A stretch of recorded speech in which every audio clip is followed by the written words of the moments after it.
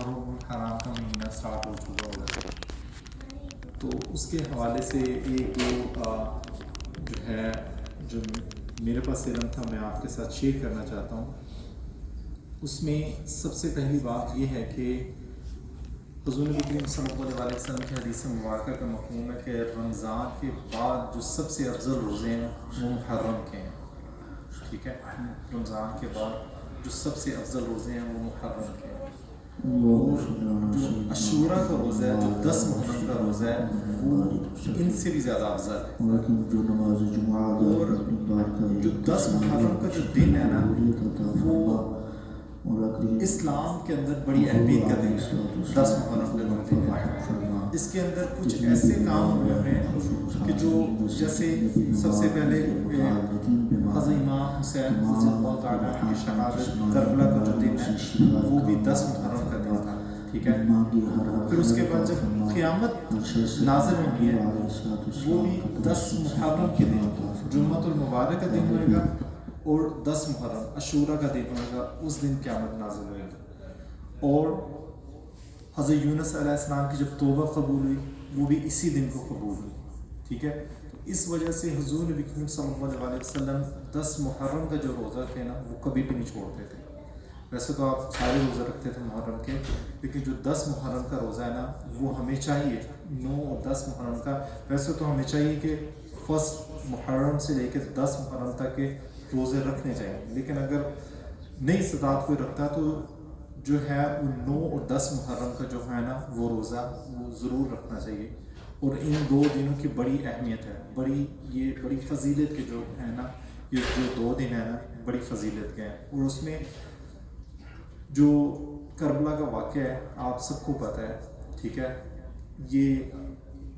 ایک ہسٹری ہے، ایک تاریخ ہے، ایک جو ہے نا ایک میں کہتا ہوں کہ روح کنڈے جسم کی جو ہے نا وہ ہلا دینے والا واقعہ ہے، ٹھیک ہے؟ کہ کیسے حضرت امام حسن حسین جو ہے نا انہوں نے اسلام کو زندہ رکھا، ٹھیک ہے؟ اور سم ٹائمز آنیسٹلی میں آپ کو سارا کچھ چھوڑ چھاڑ کے if I tell you in my heart کہ میں اپنے دل کی آپ سے بات اگر شیئر کرنا چاہوں نا، تو جب پڑھتا ہوں نا یہ واقعہ یا میں سنتا ہوں کسی سے یہ واقعہ، ٹھیک ہے، جس طرح ان کے ساتھ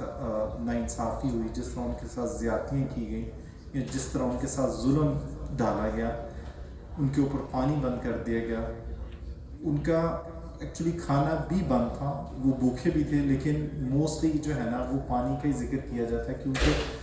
کھانے کے بغیر تو انسان زندہ رہ سکتا ہے کافی دیر تک، لیکن پانی کے بغیر تو نہیں نہ گزارا ہو سکتا۔ اور پھر اس کے بعد قیامت کی گرمی اور سارا کچھ۔ لیکن سوچنے کی بات جو مجھے سب سے زیادہ جو اریٹیٹ کرتی ہے نا بات، وہ یہ کرتی ہے کہ آپ بھی سوچیے گا کہ حضرت امام حسین کے ساتھ 72 تھے وہ، ٹھیک ہے؟ 71 ان کے ساتھی تھے تو وہ خود ایک آپ تھے، تو 72 بندے تھے، اور جو ان کے مد مقابل تھے نا وہ لکھنے والے لکھتے ہیں کہ 30,000 تھے یا 25,000 کا لشکر تھا ان کے مد مقابل۔ اور آپ یہ سوچیں کہ یہ وہی لوگ تھے جو مسلمان بھی تھے، اور جو حضور نبی کریم ان میں کیا اس کو کہتے ہیں اسلام تمام ہی مسلمان تھے، اور ان کو ذرا سا بھی یہ خیال ان کے دل میں نہیں تھا کہ یہ وہی حضرت امام حسین ہے جن سے حضور نبی کریم صلی اللہ علیہ وسلم اتنی محبت کرتے تھے کہ بے انتہا محبت کرتے تھے، کہ یہ انہیں ذرا سا بھی اس چیز کا خیال نہیں رہا، ذرا سا بھی انہوں نے اس چیز کو نہیں سوچا کہ یہ وہی نواسے ہیں حضور نبی کریم صلی اللہ علیہ وسلم کے، کہ جن کے ساتھ وہ اتنی محبت کرتے تھے کہ آپ اپنے سجدے جو تھے نا وہ طویل کر دیتے تھے، ٹھیک ہے؟ ایک دفعہ اسی طرح حضور نبی کے صلی اللہ علیہ وسلم نماز پڑھا رہے تھے تو سجدہ طویل ہو گیا، تو صحابہ کرام جو تھے نا وہ پریشان ہو گئے، تو ایک صحابہ کرام نے انہوں نے دل میں سوچا کہ یہاں تو لگتا ہے وہی نازل ہو رہی ہے جس وجہ سے حضور نبی کریم صلی اللہ علیہ وسلم کا سجدہ طویل ہو گیا، یا پھر حضور نبی کریم صلی اللہ علیہ وسلم وصال فرما گئے ہیں، اس وجہ سے جو ہے نا تو انہوں نے نا جب گردن اٹھا کے سجدے سے دیکھا نا، سجدے سے گردن اٹھا کے دیکھا کہ کیا ماجرا ہے، کیوں ایسا ہو گیا،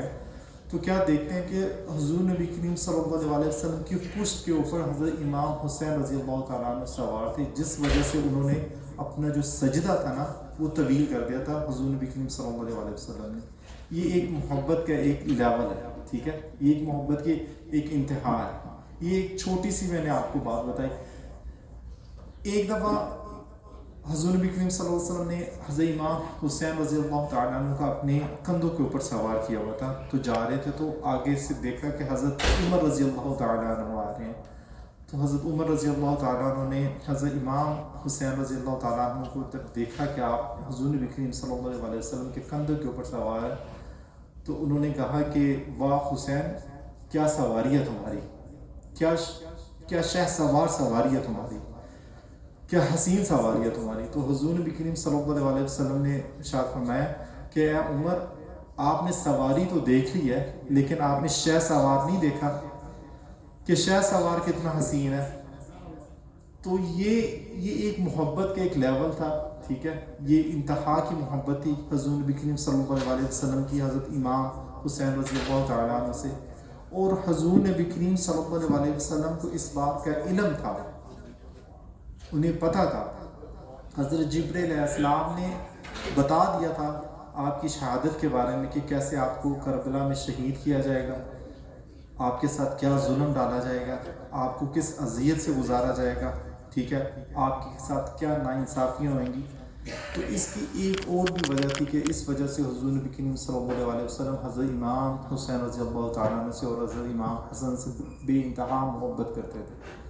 بہت زیادہ محبت کی انتہا اس طرح تھی کہ جب چھوٹے تھے تو حضور نبی کے وسلم اپنی جو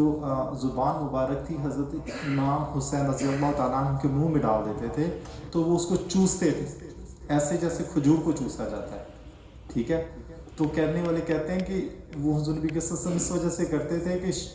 جو کربلا کی جو وہ پیاس کی جو شدت ہے نا وہ کمی آ جائے، وہ پیاس کی وہ شدت ہی نہ رہے. تو یہ ایک، اب